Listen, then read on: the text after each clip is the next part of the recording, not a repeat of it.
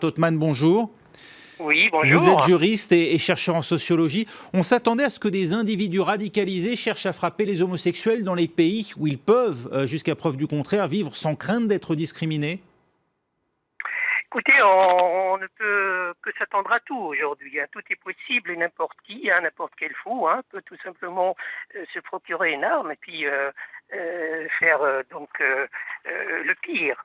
Et alors, justement, ils choisissent une figure emblématique comme donc l'homosexuel. Moi, je préfère le terme homosexuel parce que justement, ils condensent un petit peu cet islam qu'on nie, qu'on refuse, celui des jouissances, celui des libertés.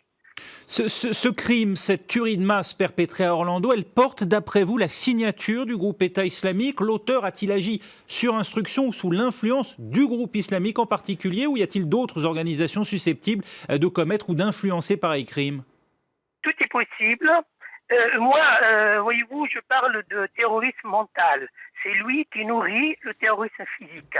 Et ce terrorisme mental, justement, il se retrouve un peu partout, hein, et même chez des politiciens, hein, chez nous, hein, dans les pays arabes et musulmans, qui se présentent comme démocrates, mais en fait qui nourrissent un petit peu ces idées xénophobes.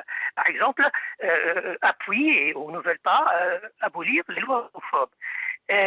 C'est donc un terrorisme mental qui nourrit, qui justifie d'une certaine manière, et en tout cas aux yeux de ceux qui passent à l'acte, leur acte, justement, cette possible crime, parce qu'ils ont la conscience tranquille. Pour eux, leur acte est justifié par n'importe qui. Hein. Donc des politiciens, des hommes de loi, des hommes de religion. C'est pour ça. Et Oui. aujourd'hui, moi j'ai publié un article chez nous, c'est-à-dire que ce drame, il ne suffit pas de le dénoncer. Il faut passer à l'acte. Et passer à l'acte, c'est abolir les lois homophobes. Quelle résonance a justement cette tuerie au sein du monde musulman? L'Iran, par exemple, a condamné un acte qu'il qualifie de terroriste.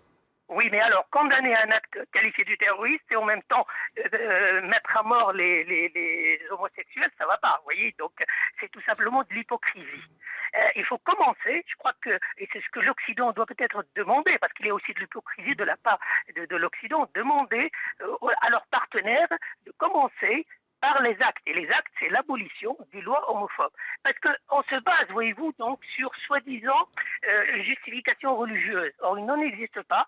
L'islam, je l'ai démontré, hein, j'ai écrit 3 essais, pas mal d'articles, et pas que moi, que l'islam n'a jamais été homophobe.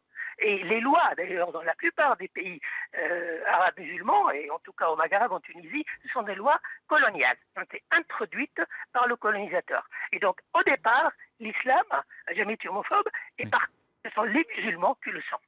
Merci Farah Totman d'être intervenu sur notre antenne. Merci à vous. Beaucoup de réactions hein, également, vous vous en doutez, sur Internet. On voit ça tout de suite avec Karim